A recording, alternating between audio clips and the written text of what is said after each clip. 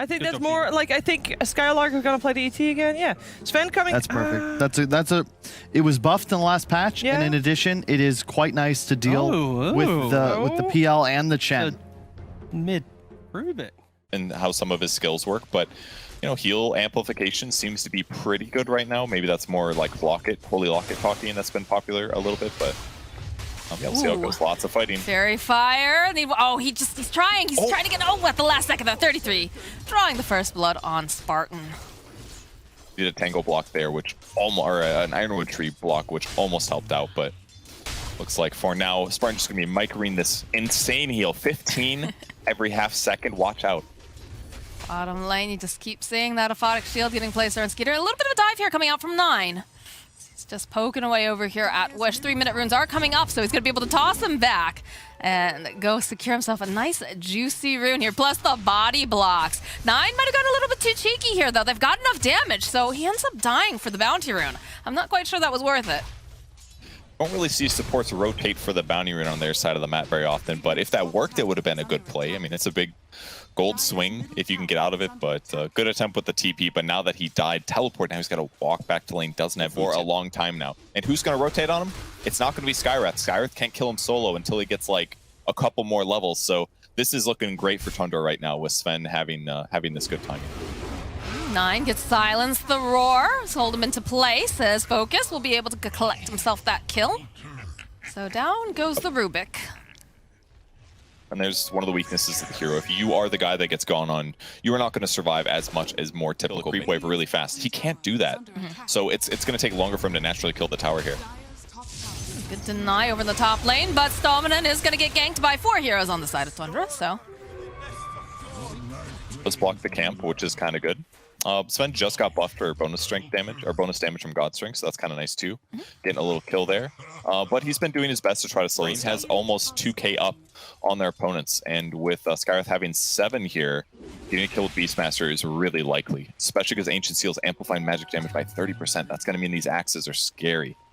Snake King does get spotted. It's a nice stomp, though, from the Centaurs. They immediately jump forward. They've got the roar. They want to just blow up 9, and they'll be able to do it. But the nice Winter's Curse coming in will be able to take down SSA Spartan.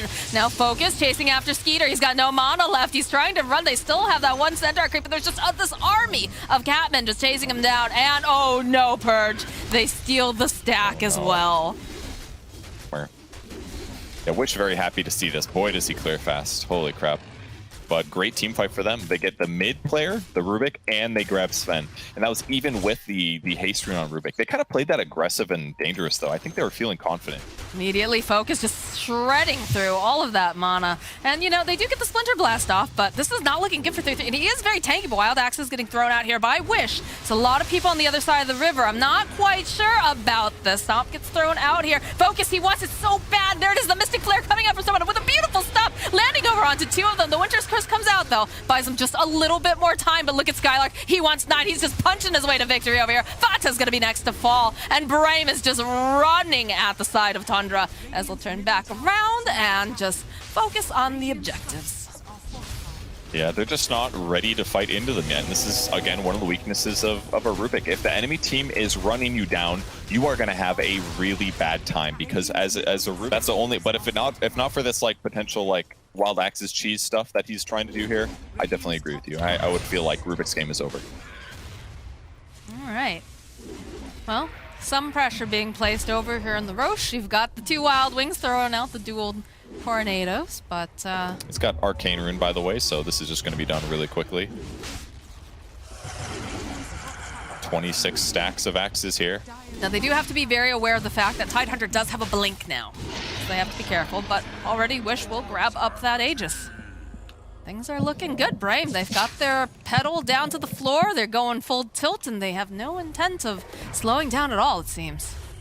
Yep, they do not. And now they've got Sanj Kaya on Beastmaster as well, so even more spell amp coming out for him, which is just going to mean his damage is even higher. Just constantly, you know, going after objectives, really trying to push around the map. But smoke coming out from the side of Tundra now. Looks like they're going to try to force them out of their jungle if they get a good engagement. Positioning, though. They ping it out. They know something is up. This is not feeling super great. They feel a bit split right now. So look at the jump over onto Spartan. He's usually the one that they jump on first, but the roar followed up here from Wish. Plus it's a beautiful just Winter's Curse over on the back lines, but they don't do any damage to him at all now. As again, the Ravage is going to come out. Fata trying to run away. Nice Earth Splitter getting tossed in the middle as they do finally take down Spartan, but they're going to be able to take down 33 and Fata. Focus running away from the Axis here from 9. Like you said, they do a lot of damage. They'll find the kill on the Phantom Lancer, but Skylark, he's hungry, he's searching, and they'll be able to slow down 9 a little bit. These Axes doing quite a bit. Stallman, he wants this kill though, and they'll be able to murder each other, and a bit of a trade. 9 got 700 gold from that kill. That was a mega streak for the Skywrath Mage. But ultimately, not a good fight for Tundra. I mean, things were about even. PL is massive. It gives them multiple solutions against PL this game. They've got the Axes, they've got Anchor Smash to lower damage, and they have Sven's Cleave damage. Well, the other problem is, though, they've already used all their ultimates. They're on cooldown over here on the side of Tundra, and Brame, they're ready to fight yet again. Look at them just running. A little bit of a dive here on the tower. Wish throwing out those axes is able to keep a decent amount of distance, but they do manage to find Spartan again. He's just a little bit too far forward here, so despite the hand of God, he is going to fall. And now Skeeter has used that BKB. He's hoping perhaps they can get something else, and they've got their eyes on Wish. This is not looking very good for him right now. They don't really have his best save, so the Aegis is going to get burned. You can see Focus still standing on the high ground. They're going to be able to support him should they try to go up here. Axes, it's so hard to They're keep track flying of what's everywhere. It's just all over the map. Which ones are which? Get some cosmetics for these, please, Ice Frog. Ooh, they're building them up. Skylark very forward here, looking for a couple of punches over onto Skeeter. Oh, but it's a good Witcher's Curse. It buys them just a little bit more time. And again, these axes are just flying left and right. They want to catch anything. The Ravage comes out. Vata goes down. Snake King turning his attention now over to Stallman, but over on the backline, Snake King, he will go down. 9 also to fall. These axes just flying, plus all of the magic spells coming out from Skywrath, as they'll eventually win this fight for the side of Brame. And that all came down to Aegis, really. The initiation by Tundra going. I mean, the axe damage was insane. Like, that was so weird. Both heroes basically are equally as strong in axe damage, but both teams have to play around. It was so bizarre to watch. But they had to wait for the perfect Ravage. Popping here. Looks like they're gonna try to be a bit annoying, but something feels off. Elusive ward. They're still trying to zip around here. They can see, are they paying attention? Did they notice it? Skeeter, okay, no, immediately disjoint here coming out from Phantom Lancers. They'll go right back around again, and they'll just chomp away over at Skeeter. The roar comes out, the Ravage is coming out from 33, but he's not gonna be able to do anything because Skeeter is already dead as Skylark just chasing down 9 over onto the back lines here. And these poor supports, oh my goodness, 33 manages to make it out. 9 does go down to Skylark as he just chases after him and punches him in the face. Oh, so hard for Tundra, but they feel like they have to force these awkward engagements, and I think they made mostly good choices. The stun throw, the PL, you basically have to in that circumstance, but as soon as he dodges it and he swarms you and he diffuses you, you're committed, and there's just too much damage. Game just feels over now that Ravage got used in the same way.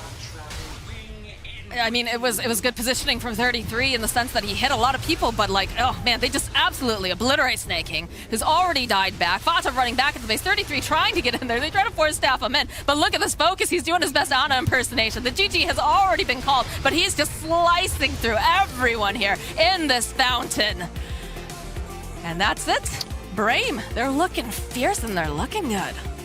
They've got to be pumped right now. This is a huge match to win against Tundra, Division 1 team. I think what we've really learned the last couple of days is that these Div 2 teams in Europe have really performed pretty darn decently, much better than we expected. Yes. Yep. Hello, guys. Hello. Good to see you again. Glad to see you in action. My first question is, should Beastmaster be nerfed? Should be, definitely. It should be nerfed. It's always a first pick material right now. Of course it should be nerfed. Yeah, I believe it. I believe it. All right. So I know you guys are in bootcamp now, and we heard earlier in an interview it was said that you guys are going to be there for like the full duration, or at least until like almost the end of May or something. And I'm curious, when did you arrive, and how did you prepare for this season? We arrived 10 days ago, and we had like a week to prepare. Probably more than 10 days actually, and we had like a week to prepare for OG. And basically, we have like 45 days bootcamp, which is like the biggest bootcamp that I have ever been. Yeah, sounds awesome. Did you learn a lot from playing OG, that series? Yes, we learned to pick PL and Fontaine killing them. It worked out. Why not? Yeah. Yes.